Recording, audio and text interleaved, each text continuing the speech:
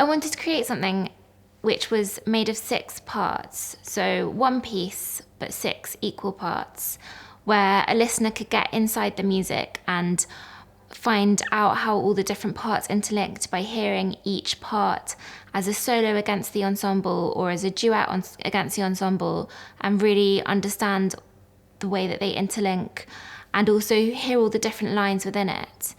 I think there's something really intimate and personal about the way that you can experience that.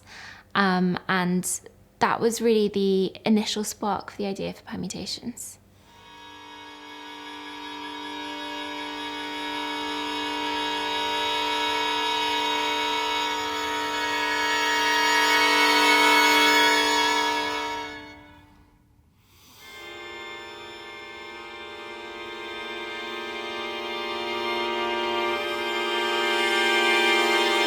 So one of the most enjoyable aspects of the project has been the collaboration between ourselves and Freya.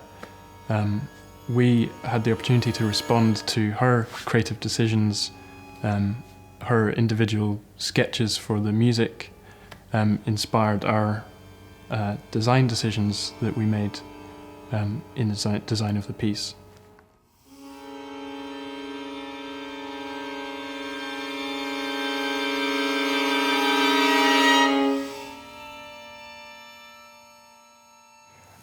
One of the kind of principal ideas behind the design of the architecture for the piece was that the audience member actually becomes the performer in their own right, and they play the architectural intervention as if it were an instrument.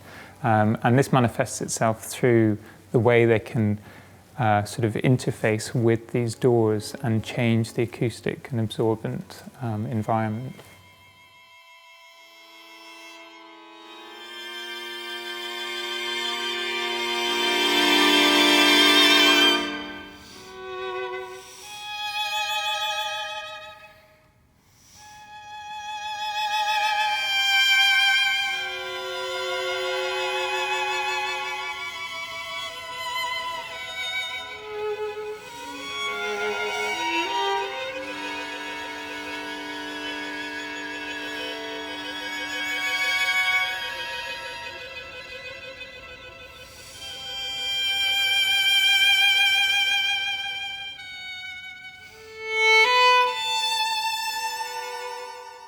Signum Classics recorded this and released an album recently. The recording process was incredibly intense and complicated. Tamsin had to record herself 5 times and be in tune and in time with her recordings, which meant that the engineers had to edit it as we went along.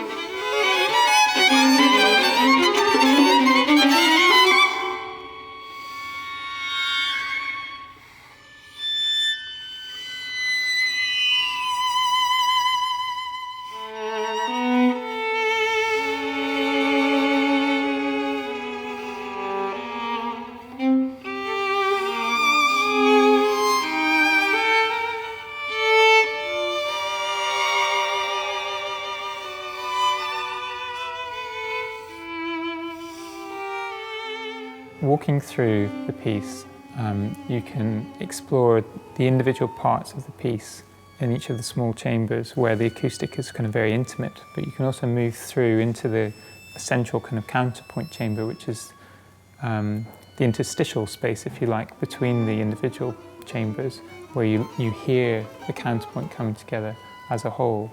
You can also explore the kind of gaps between the chambers, where you can listen to the duets and more complex sort of coming together of the different parts of the music.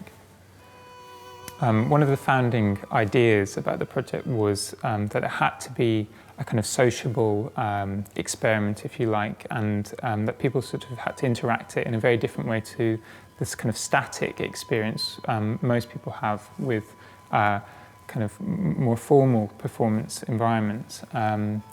And it's just been wonderful over the last few days watching people kind of coming out of the room and describing very different experiences and kind of proving to us that just how interesting it can be for different people of different ages and very different backgrounds who might not otherwise engage with this kind of music.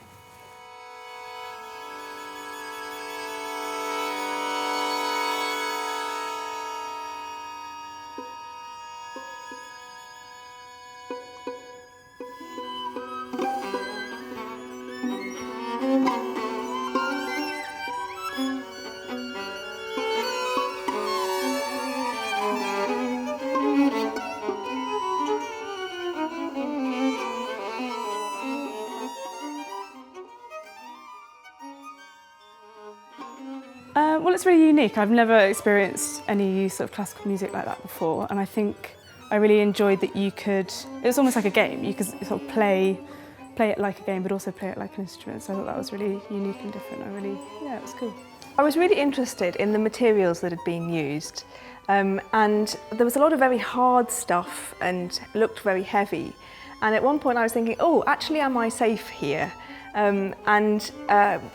It was really fun to press all these different surfaces, because most of them actually move, and the movement was very smooth, and I felt, no, actually, even though this could be quite daunting, I'm really safe in this space, and that gave me confidence to then be more playful and experimental with what I was doing. I love how it comes together, and and every piece is really different. And you feel like you are exploring in your own way and having your own experience, which is so different to other music concerts where it's normally about a really big audience, and this has felt really personal. One of the really wonderful things about the project is that both the acoustic experience of the piece and the spatial experience is reinvented as the project travels. It's been designed as a peripatetic touring project. And with each new venue, the listener's kind of experience of the music and the architecture is reinvented depending on the sort of surrogate or host venue.